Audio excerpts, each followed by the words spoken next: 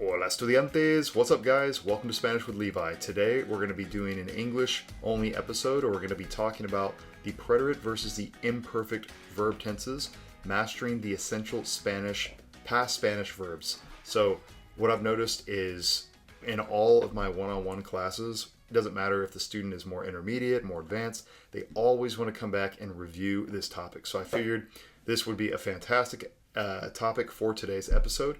Guys, just a reminder that the new format of the podcast is now going to be Mondays. We're going to be doing episodes in English. We're going to be talking about how to become a better Spanish learner and also intermediate and advanced Spanish grammar topics like this one. And on Thursdays is we're going to be doing a Mexican Spanish immersion topic. So it's always going to be conversation, breaking down a telenovela scene, things like that. Okay. I hope you guys like this new format. Also, I wanted to let you guys know, if you didn't know already, that these episodes are on YouTube and the audio version, right? The Spotify, Apple Podcast, all that stuff. So make sure, if you're more visual, check out the YouTube channel. Subscribe, leave comments, ask questions. I'm pretty good about responding to comments and questions on there. But I think this new format is going to be a lot more focused on making it very visual. So we're going to be either having videos, whiteboard, or what we have in today's episode is just like a document. I'm just going to be going through talking about this grammar topic. Super, super important. Anyways, guys, if you want to check out everything else that I do, SpanishWithLevi.com, and I'm also on social media at SpanishWithLevi. Bueno, let's begin today's episode. Vamos a empezar el episodio del día. Okay, guys, like I said, today we're looking at the preterite versus the imperfect.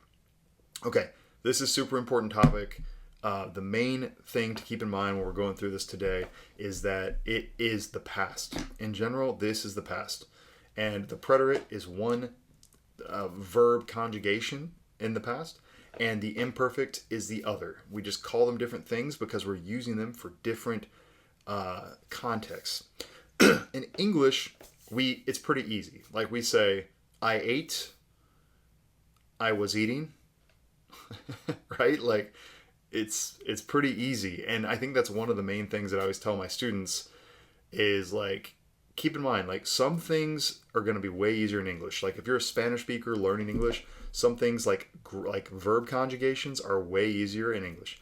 For us learning Spanish, English speakers learning Spanish, it's a lot harder. This is one of the harder things about Spanish. There's so many conjugations with the verbs. We have some other things, though, in Spanish that are easier, like learning how to read in English, or learning how to read in Spanish is a bit easier. And writing, that's easier, too. But, yeah, so just keep that in mind, okay? So, key takeaway here.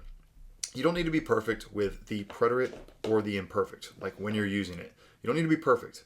Remember, fluency, if you've listened to past episodes where I talk about fluency, it is speaking clearly and accurately.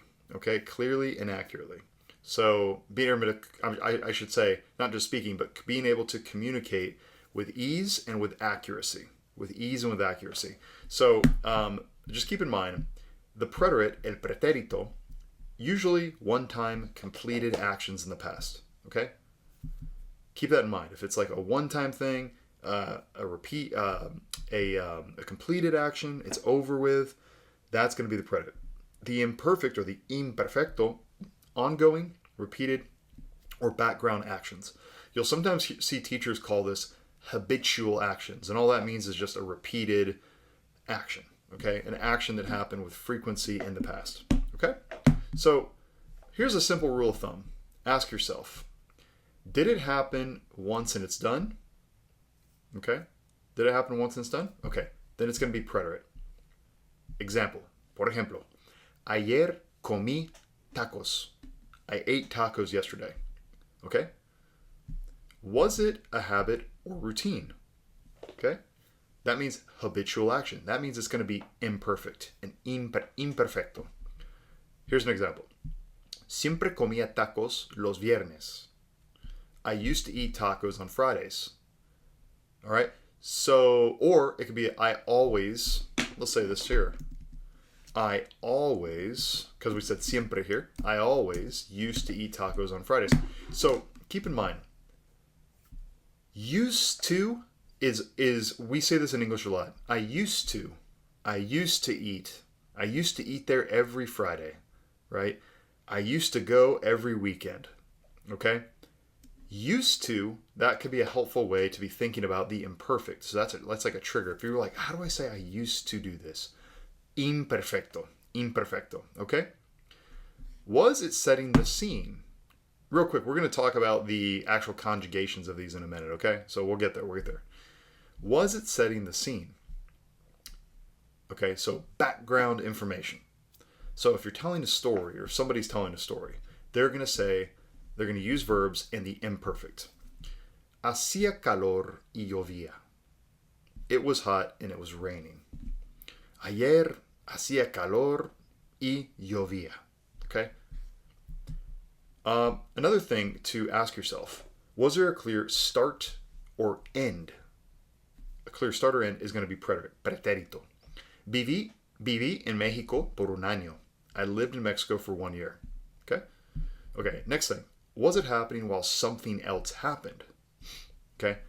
Imperfecto and the pretérito. Allow me to explain here.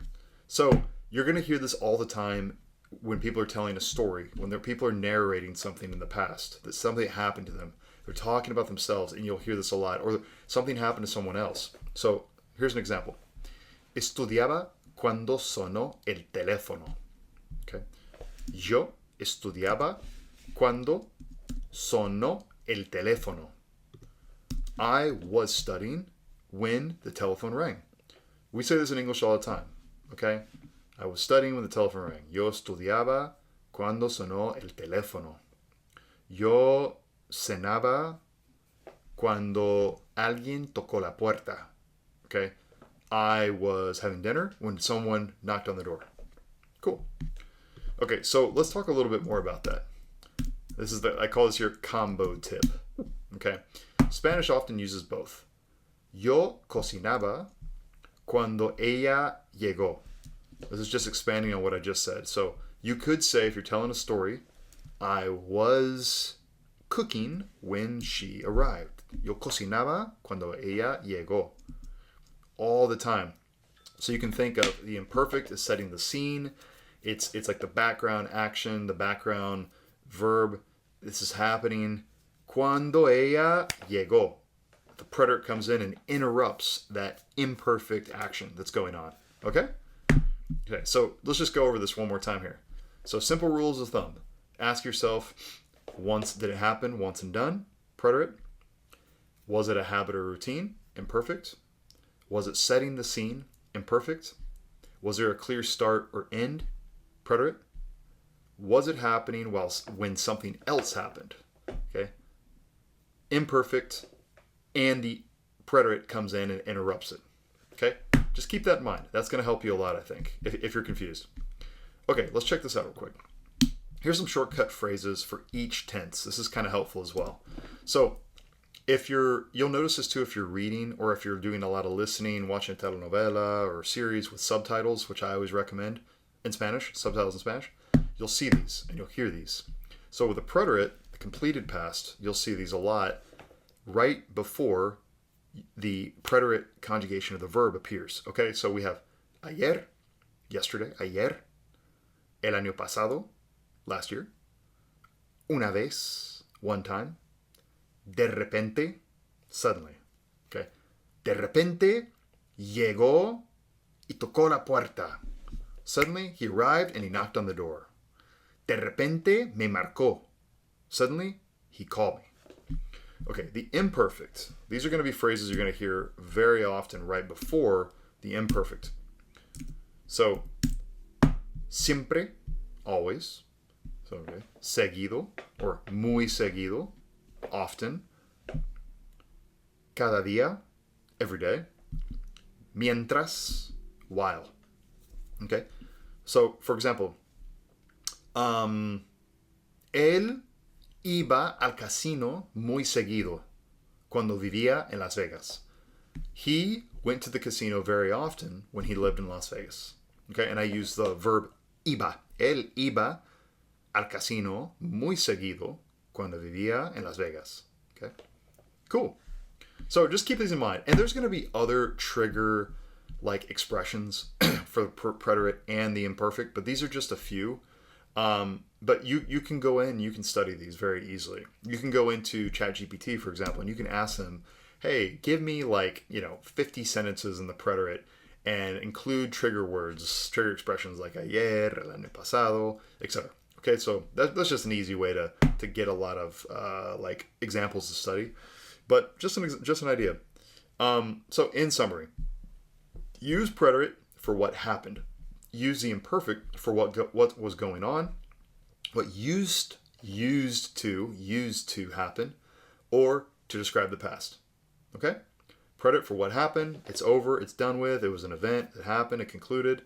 Imperfect for what was going on, what used to happen repeatedly, or to describe the past. So you're setting the background of the story, right?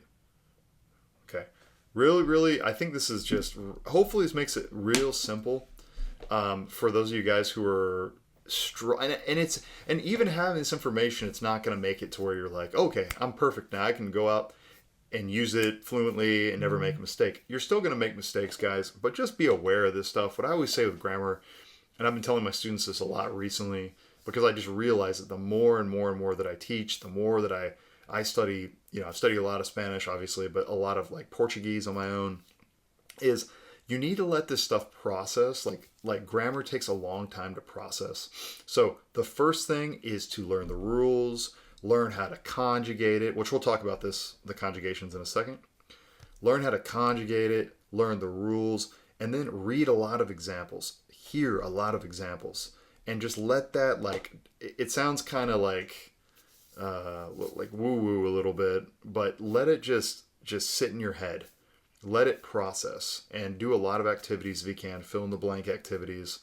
Grammar workbooks and stuff like that are actually really good. Duolingo, studyspanish.com is another great place to go practice this stuff. Get a lot of that repetition in, and then just listen. And over time, if you're practicing conversation, you'll be able to start using this and other more complicated grammar topics. You'll be able to use them in conversation. But allow yourself some time to let it process. Don't be under pressure to use it immediately and be perfect. It takes time to process in your brain. And this has been proven by linguists, like super nerds who go and study this stuff in depth, and language acquisition. They study this stuff. And yeah, just know that this is a thing. Okay. Last thing I want to say, in case you didn't know, and I probably should have talked about this at the beginning, but it's okay. So the preterite and the imperfect both have regular verbs and they have irregular verbs. Okay? And we're not going to go over the irregular verbs today. We're not going to do that because it would just take this down a totally different tangent. And it's something super easy to study. Go to studyspanish.com. Get Essential Spanish Grammar by Seymour Resnick. It's a book. I'm looking at it here. It's a really thin book on Amazon. Essential Spanish Grammar. Great grammar book. It's like $3. Super cheap. Just learn this stuff, okay? So that's irregulars. But for regulars, I'll go over just a quick reminder. So for the preterites, let's start there first. Preterite. Let's go. If it's an AR, you have AR verb, ER verb, IR verbs. The AR verbs, remember, they end in e, aste, o, amos, aron, and you're dropping the ending. You're dropping the AR and you're adding that. For ERs and IRs, it's I, iste, io, imos, ieron. Okay? And that's preterites. And imperfects are going to be AR verbs. Aba. This one trips everyone up. Abas. Aba. Abamos. Aban. ERIRs. Iba. Am I wrong here? Sorry. Ia, perdón. Ia. Ias. Ia. Iamos. Ian. Okay. So those are the conjugations. We got preterites, we've got imperfects, and that's like the regular imperfects. That's the regular conjugations, right? So, preterites have irregulars and imperfects have irregulars, and basically all that means is they are conjugated in a really weird way, and they do their own thing. And you just have to study those and learn those individually. That's really the only trick, just repetition. And again, that's studyspanish.com, Duolingo, Linguist is a good app for this. But yeah, studyspanish.com is phenomenal. You can buy the grammar verb book, 501 Spanish verbs book. There's so many things you can do, but the trick is just use it, study it, and then do that in chunks, like 15, 20 minutes. Listen to a ton of Spanish. Just be involved, but do some like dedicated grammar study, like just in chunks, like 15, 20 minutes, a couple times a week. It'll drastically improve your ability to conjugate these verbs really well. Anyways, guys, I think I've rambled enough on this topic. I'm going to stop here. I hope you guys enjoyed this episode, and hopefully it cleared up any confusion you had. Hopefully you're not more confused. On Thursday, we're going to be doing a Spanish immersion episode, and this one is pretty interesting. I have a conversation with someone or something that you wouldn't expect, but it's interesting. I think it's going to be cool, and it may be something that I'm going to do a little more regularly. I'm also going to have conversations with Rennie in the future. She'll be back. If you guys will listen to the show, that's my wife, and she is currently finishing up medical residency. This is her final week coming up, so we are so happy that she's about to be done. We'll have a little bit more of a life, and we're excited about that. So she'll be back. Okay, guys? Anyways, that's all I have for today's episode. Thank you so much for listening to Spanish with Levi. I really appreciate it. Again, follow me on YouTube. Follow me on social media. I'm posting there many, many times a week. I'm going to be posting there a little bit less, and here on the podcast a little bit more. So that's my goal for the remainder of this year, is to put out 2 episodes a week of the podcast. And, social media stuff, I think I'm getting burned out. It's just not as fun as it used to be, honestly. And I'm all about, trying to have fun with this stuff. I think that's a really important thing. And I think that's super important for if you're learning Spanish. Number one thing I'll say, stay motivated. And the way I stay motivated is I try to keep things fun. I think that ultimately I've realized that is like when things stop being fun, you stop having joy in it, your motivation just tanks, because it's just, it's like, I think it's just how it's going to be for everybody, unless you're like super intrinsically driven, like the psycho. There's people like that for sure. I realize that I need to be having fun to enjoy what I'm doing. So anyways, that's all I have for this episode, guys. Hope you enjoy it. See you guys around. Nos vemos muy pronto y nos vemos, por supuesto, en el próximo episodio. Adiós.